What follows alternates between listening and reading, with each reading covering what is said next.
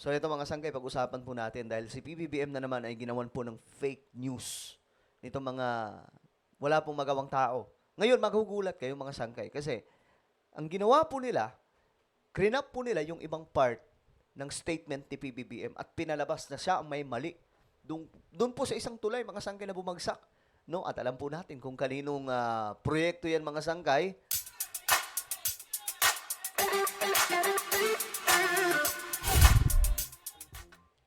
So, bistado po dito. Ibibisto po natin itong ginawa ng mga dilawang DDS. Kasi doon mga sangkay, sa isang video po talaga, napanood ko yun pakalat-kalat sa social media. Yung statement ni BBM, tinanggal po nilang ibang statement. Doon po sila tumutok mga sangkay sa isa pong statement na masisira si PBBM. Na parang sinasabi po niya na mali yung design namin Kaya bumagsak. Ganun po yung pinapalabas nila. Ngayon, kaklaruhin po natin, ano nga ba talaga yung balitang yun? Ano ba talaga yung statement na yan? Pag-usapan po natin. But anyway, bago tayo magsimula, pakisubscribe po muna yung ating YouTube channel. Tayo po ay 1.4 at road to 2 million subscribers na po dito sa YouTube. So kung gusto mong mapabilang sa dumarami mga solid sangkay dito sa YouTube, ang gawin nyo lamang po ay subscribe yung ating YouTube channel. Makikita nyo po yung subscribe button sa baba. Pindutin nyo lamang po yan, then click the bell and click all. Sa mga nanonood naman po sa Facebook, i-follow nyo po yung ating Facebook page. Okay? So, ito, mga sangkay, alamin po natin. Kasi, ito yung balita. Kung saan, ang sabi po dito, problema daw po sa disenyo ang nakikitang dahilan ng pagbagsak ng Kabagan Santa Maria Bridge. Ngayon, ang ginawa po nila, mga sangkay, kinuha lamang po yung ibang part para po palabasin na ang may mali si PBBM.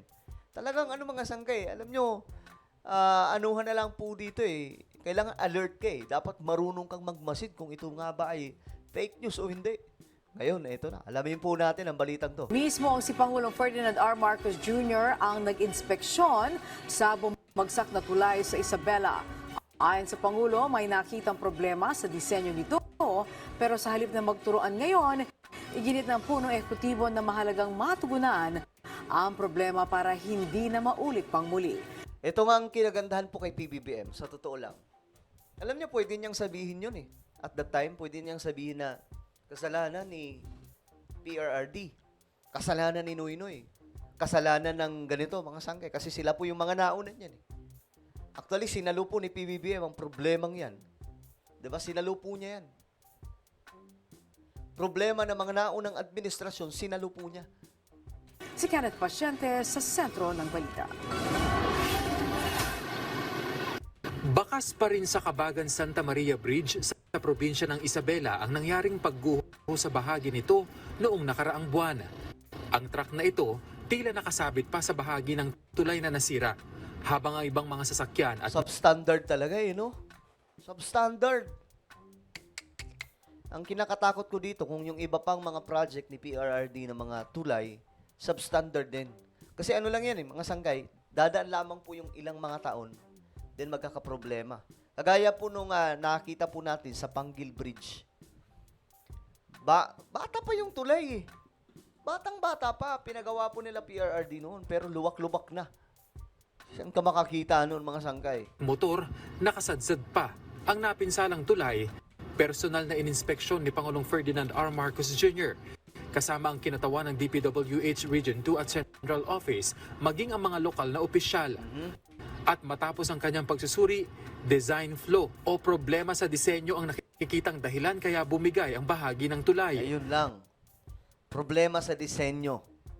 Pero yung pinapalabas po dito ng mga dilawang DDS, si PBBM, parang ang dating, si PBBM ang nagpagawa ng disenyo na dahilan mga sangkay kung bakit nangyari yan. Kung tutuusin kasi Anya, 1.8 billion pesos ang halaga ng pondo para rito. Ayan Lilinawin po natin para talagang klaro po sa ating lahat anong klaseng statement ang sinabi ni PBBM. Pero mas mababar yan ang ginamit, kaya naapektuhan ang disenyo ng tulay. Kita nyo, tinipid. Tinipid mga sangkay. Binawasan to under 1 billion para makamura. Ayan, inayos ngayon, ginawa ngayon yung detailed design. Design is really weak. Dahil Ayan Yan yung kinuha nila mga sangkay. The design is really weak. Yan yung kinuha ng mga dilawang DDS. Tapos pinalabas na po nila na si BBM mismo ay umamin na palpak ang kanyang ginawa. Which is wrong, guys. Wala siyang binabanggit dito, pero gets po natin kung sinong sinasabihan niya dito.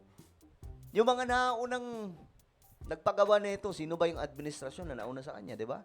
Dahil kung tutusin ninyo, this is supposed to be a suspension bridge, tsaka sabit. Ganyan yung arko na ganyan, tapos yung bridge, suportado ng kable. Ito lang ang suspension bridge na nakita ko sa buong mundo na hindi kable. At yan na mismo ang bumigay. Ayan, diyan bumigay yung bakal. Nung una pa lamang din anya ay nakitaan na ito ng problema kaya kailangang isaayos. Oh. Actually, mga sangkay, during the time of PRRD pa po mga sangkay, nakitaan na po ito ng paggalaw. May problema po talaga sa disenyo. So, dapat, ang ginawa po nila dito mga sangkay, inulit nila, tiningnan ulit, baka mamaya, mas sumantong pa po sa mas malaking problema. Kaso nga lang, mga sangkay, wala, tinuloy-tuloy. Yan po ang nangyari. Pagdating kay PBBM, nagkaroon po ng ulit-ulit, parang ang nangyari, ulitin ulit natin yung tulay. Kailangan na ayusin natin, kaya nga lang mga sangkay. Wala yung pundasyon kasi ang may problema dyan eh. Nung una pa nga ang ginagawa ito, kasi naging umabot, 900 million natin yung original na budget, umabot ng 1.2 dahil nag-refit. Bakit nag-refit? Nung nagko-construction pa lang, may nakita na. Oh, ayun, yung tinutukoy natin. Kaninong time yan? Kaya yung mga gumagawa ng fake news dyan, kay PBBM, ako, buti nga mabait yung presidente. Kung ako yung presidente dyan, lahat ng gagawa ng fake news, ihahabla ko. Na gumagalaw, na mahina. Kaya kailangan balikan at refit. So, the whole process is, okay naman, yung construction, yung contractor, sinunda naman ang plano. Correct. By the book naman yung kanyang ginawa, up to specifications yung kanilang ginawa. Yun lang, yung specifications mali. Kaya laking panghihinayang ng punong ehekutibo dahil tila back to zero, bunsod ng kakailanganin pagkukumpuni ng tulay. We have no choice. We have to go back. So, yung nagtitipid tayo, nagtitipid natin sa 1.8 million. Grabe. Yan yun. Nagtitipid tayo. Ang ginawa po ng mga dilawang DDS, kita nyo, umamin si BBM. At totoo lang, pwede niyang sabihin, yung sinasabi ninyong una na nagtitipid tayo, nagtitipid kayo, mga naunang administrasyon, kita nyo anong ginawa ninyo. Useless. Ngayon, babalik na naman tayo, gagastos na naman tayo ng malaki. Yan yung mga kinuhang clip, mga sangkay. Papalitan natin yung mga support, parang nagtayo na naman tayo ng bagong tulad. So, walang binanggit si BBM dito. Wala po siyang sinisi. Yun ang kinagandahan sa kanya, pero dapat nga banggitin niya po dito ng sobra yung nakaraang administrasyon. So, pwede naman niyang sabihin. Alam niyo, ang problema dito kasi tinipid nila eh. Ang problema dito, tinipid nila yung budget. Kita niyo ang nangyari. Diba? Pwede niyang sabihin. Tapos sabi po niya, wala, gagastos na naman tayo ulit. Uulit na naman po tayo. Sayang ang ginastos ng naunang administrasyon. Diba? Pwede niyang gawin yun. Pero wala, mabait mga sanggay. Pero tiniyak niya na hindi ito palalampasin ng walang nananagot. Ayan. Pero kailangan muna anyang tugunan ang problema at pagsasaayos ng tulay. Well, I always have a saying, fix the problem, not the blame. Ayusin muna natin yung problema. Believe me, we will find out who is responsible. Who is responsible is basically who made the design. Because their design was poor. Look, what happened? Nagsimula ang konstruksyon ng Kabagan Santa Maria Bridge noong Nobyembre 2014 at natapos noong February 1, 2025 na may kabuuang gastos ng 1.22 billion pesos. Grabe, isipin nyo kung gaano katagal itong tulay na to. Kasi nga, substandard eh.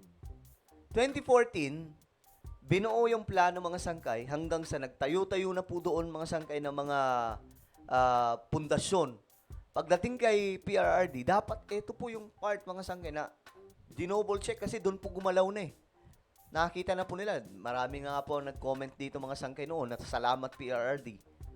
Kaya nga lang, sablay. Dapat noon pa lang naayos na po ito. Umabot pa po ng 2025. Isipin nyo, ito lang tulay na to mga sangkay ha.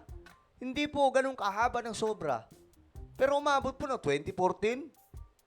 to 2025. Diyos mio, Marimar, gaano katagal yan? Ano ba yan? San Juanico Bridge ba yan? San Juanico Bridge ngayon, napakabilis lang natapos eh. Well, ano po ang inyong opinion, mga sangkay, tungkol po dito? Just comment down below. Meron po tayong YouTube channel, Sangkay Revelation. Hanapin nyo po ito sa YouTube. Kapag nakita nyo na, i-click nyo po yung subscribe. I-click ang bell at i-click nyo po yung all. Ako na po ay magpapaalam. Mag-iingat pong lahat. God bless everyone.